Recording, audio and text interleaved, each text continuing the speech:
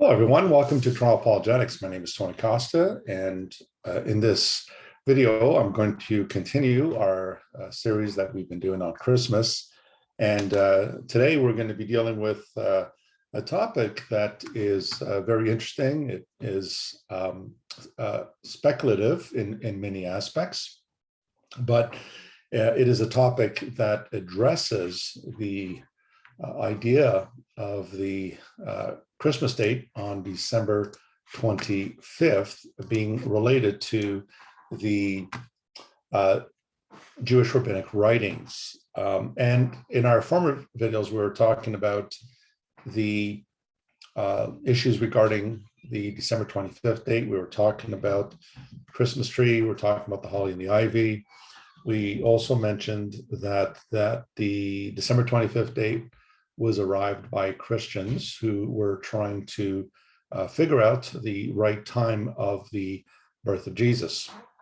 And we know that as early as the 3rd century, at least the beginning of the 3rd century, we know that Hippolytus of Rome spoke of Christmas, the date of Christ's birth taking place on December 25th.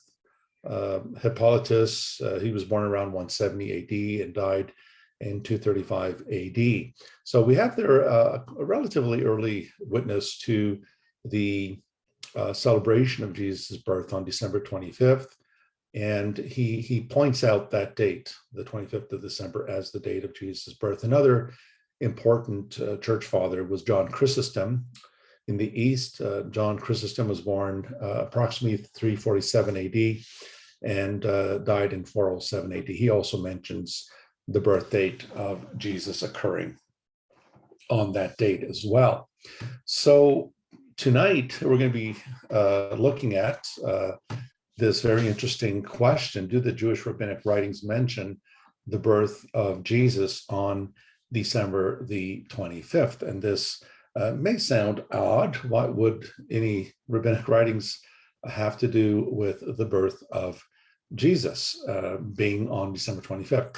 Well, a couple of things we want to consider is an important Jewish document called Megaloth Tanith, which in Hebrew means scroll of the fasts. It was a document that, although it was worked upon and expanded between the 8th and 10th centuries AD, it was originally from the 1st century. It was originally written in Aramaic. It was composed sometime between 40 to 70 AD. Remember, 70 AD is the time of the destruction of the Second Temple in Jerusalem by the Romans. And so this is a document that actually goes back to the very beginnings of Christianity. So this Megaloth Tanith, the scroll of the fasts, would outline a number of days throughout the Hebrew year calendar that Jews were expected to fast on. Now, the idea of fasting in Judaism is usually associated, other than the Day of Atonement on Yom Kippur, fasting is usually associated with sad events, tragedies that occurred in Jewish history.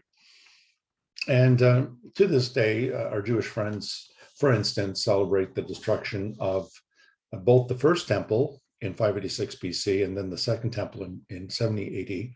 They celebrated on the 9th day of the month of Av. It's called Tisha B'Av in Hebrew. And so whenever fasts are mentioned, they're usually reflecting tragic events or sorrowful events. And fasting, of course, is not associated with times of celebration. So Passover, for example, or even Purim, or even now with the 8-day celebration of Hanukkah. It's not really a time of fasting. It's a time to rejoice and be glad and so forth and so on. But in this text, and if you want to know more about it, I recommend Solomon Zeitlin's Megaloth Tanith, where Zeitlin goes through this text, provides commentary and notes and so forth. But in this text, there was a reference to a particular day in the Hebrew year where fasting was prescribed. And here we have a quote from the Megaloth Tanith. It says, on the 9th day of Tevet, fasting is required. The rabbis did not record why, close quote. So in the Hebrew month of Tevet, the Jews were to fast. Now, why did they have to fast? Well, the rabbis did not record why. So the fast of the 9th day of the Hebrew month of Tevet is somewhat shrouded in mystery. They're not told why they have to fast, which is very unusual, because usually when Jewish people fast during the Hebrew lunar calendar year, they usually fast over certain events that they know about. So let me just say a couple of things about the month of Tevet. Tevet usually corresponds to our December, January in the Gregorian calendar. And just to give you an idea, there were actually 3 consecutive days in that month that fasting was required. So let's just leave the 9th day for a bit here. On the 8th day of the month of Tevet, the Jews used to fast because on that date, the day of the 8th day of that month, the Hebrew Bible was translated into Greek, which we know as the Septuagint, and that occurred around 250 BC. The reason why they would fast on that day is they saw the translation of the Hebrew Bible into Greek as one of the greatest calamities in Jewish history. The rabbis likened it to the Israelites constructing the golden calf in the wilderness, as recorded in Exodus 32. Now, just jumping over the 9th day and going to the 10th day of Tevet, a number of Jews associated the 10th day of this month of Tevet as the time when Ezra, the scribe, died. And of course, in Judaism, Ezra is considered the new Moses. He is second to Moses, but he's practically the new Moses. The rabbis believed if God didn't use Moses to be the lawgiver, he would have chosen Ezra and so forth. And so the idea arose that this may have been the day when Ezra died. Well, what about the 9th day? What does that commemorate? Well, again, the rabbis don't tell us. Well, why? Is there something that happened on the 9th day of the month of Tevet that was something that was tragic, but they didn't want to talk about it? They hid the real meaning behind that fast on that day. What exactly is the underlying situation here? Now, just to give you an idea of the Hebrew calendar, just like the Gregorian calendar, has 12 months. And so if you look at the upper left corner, there's Nisan, which is the beginning of the sacred year, begins in the month of Nisan, which is March, April, corresponds to our Gregorian calendar of March, April. And the civil year in the Hebrew calendar begins on Tishri, which is September, October. That's why Rosh Hashanah always falls in the fall months of September, October, usually September. But we want to look at that particular month that I have circled in red, and that is the month of Tevet. And Tevet is the Hebrew month that corresponds to our months of December to January. And this is important. Remember, the 9th day of Tevet falls somewhere between those 2 months. So it could either fall in December or even part of January. So it's important for us to understand that significance, and it will further elaborate why it is that this 9th day that is conspicuously silent about its meaning may have some relevance. I want us to look at what Professor Alfred Edersheim had to say. Alfred Edersheim, 1825 to 1889. Edersheim was a Jew raised in Judaism and became a follower of Jesus, the Messiah.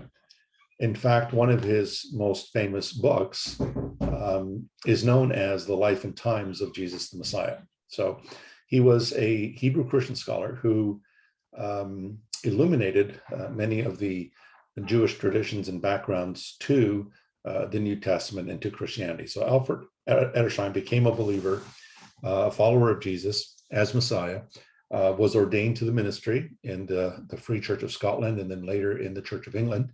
And he was a very deep thinker and wrote a lot in the areas of the Jewish origins of Christianity. In his book, Life and Times of Jesus the Messiah, and all of these references I will place in the description box. In his book, Life and Times of Jesus the Messiah, I want us to pay attention to the paragraph there at the top, where he's talking about the birth of Christ. He says, quote, "It was then, on that wintry night of the 25th of December, that shepherds watched the flocks destined for sacrificial services in the very place consecrated by tradition as that where the Messiah was to be first revealed.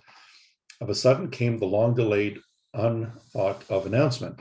Heaven and earth seemed to mingle as suddenly an angel stood before their dazzled eyes, while the outstreaming glory of the Lord seemed to enwrap them as in a mantle of light." He's talking here, of course, about the appearance of the angel and the angels on the night of Jesus's birth, and announcing to them the birth of Jesus. I want you to notice a couple of things. Number one, Edersheim points out it was on that wintry night. So notice the reference to the winter.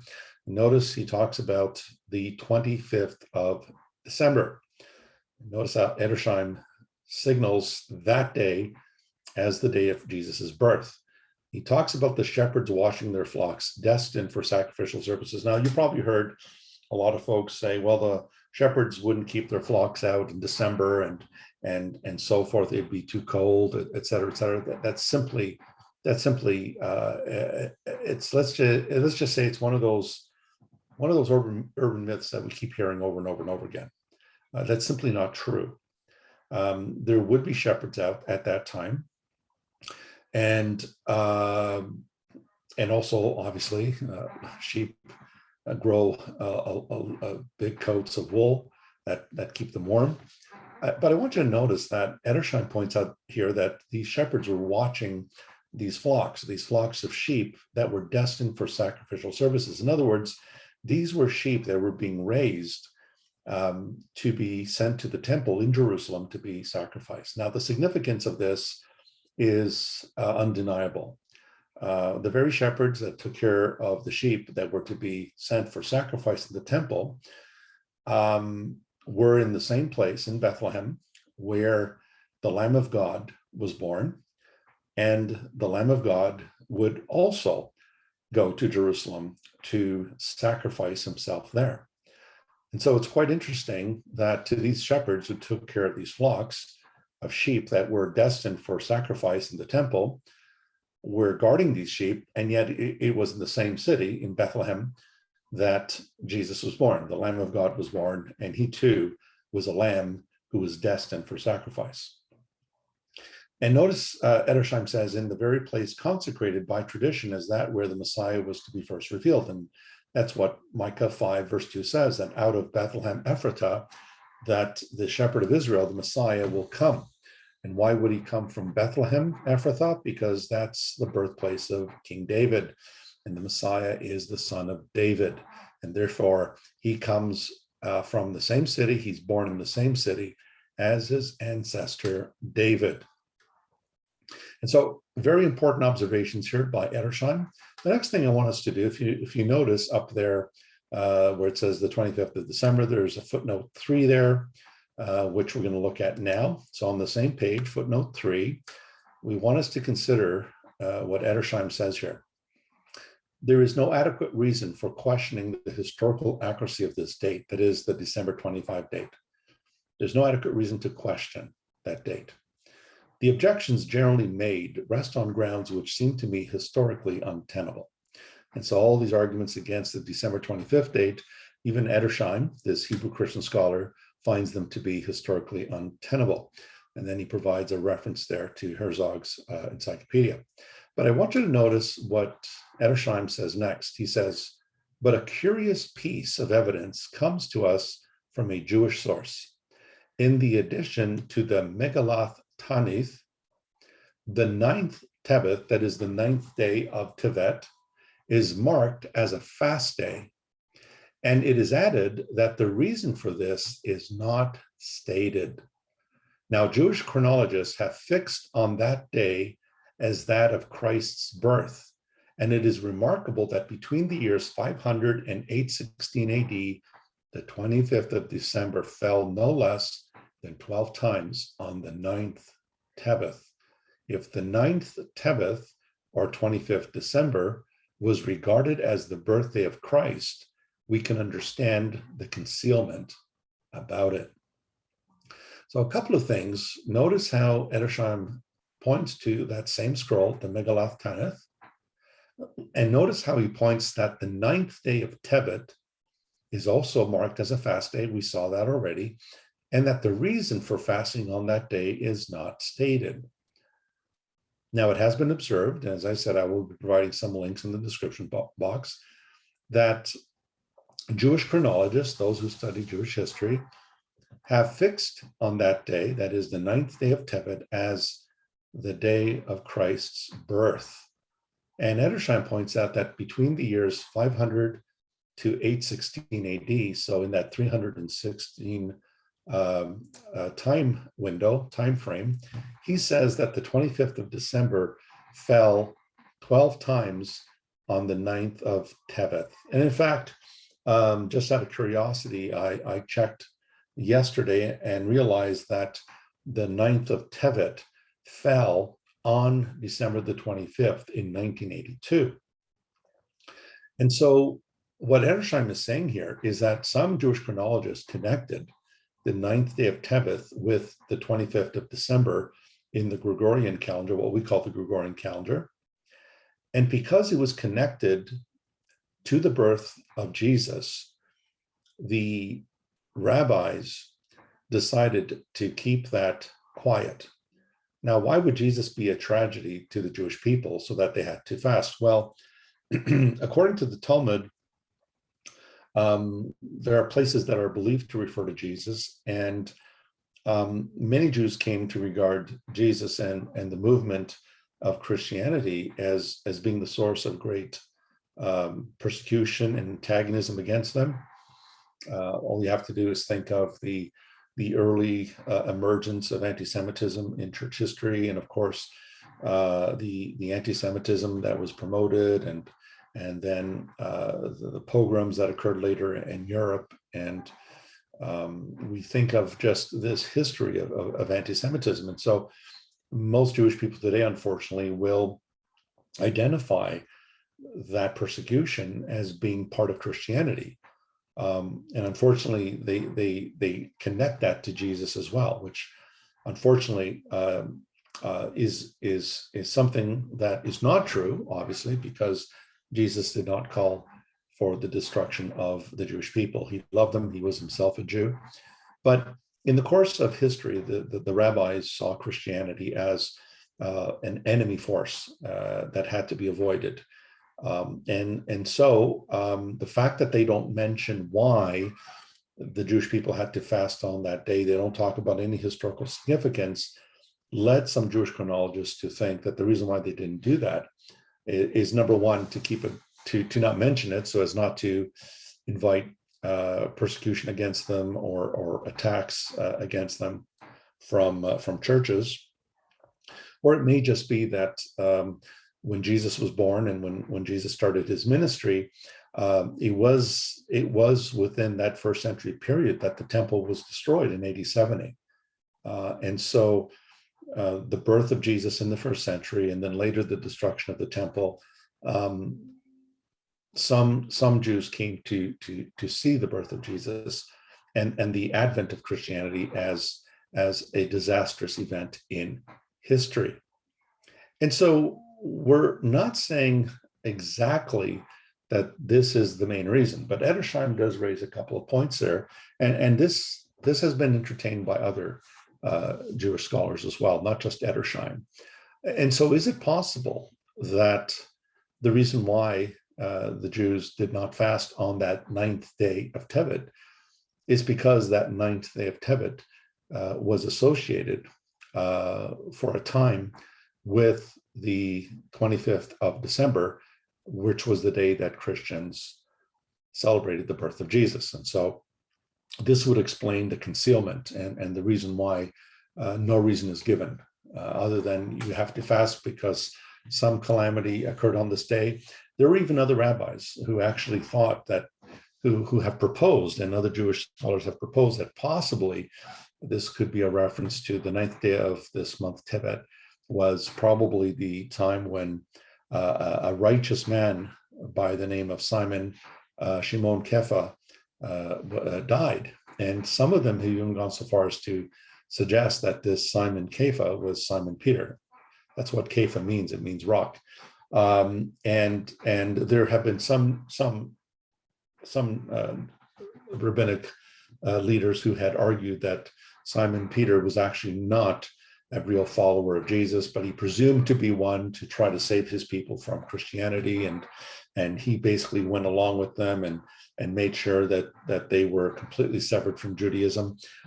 So again, you could read more about that in the source material that I will refer to in the description box. But do we know what, with the 9th day of Tebeth, do we know with absolute certainty that this is exactly what we're seeing here? Well, the answer is no, we don't know with absolute certainty, but it is quite interesting that a number of Jewish chronologists have commented on this. And so here we may have in reality a possible allusion to the birth of Jesus occurring on the 25th of December, and therefore that day would correspond, not always, but several times in history, with the 9th day of Tevet. And if that's the case, then possibly they fasted on that day because of what they perceive to be the birthday of Jesus, who would become, in their eyes, the founder of Christianity,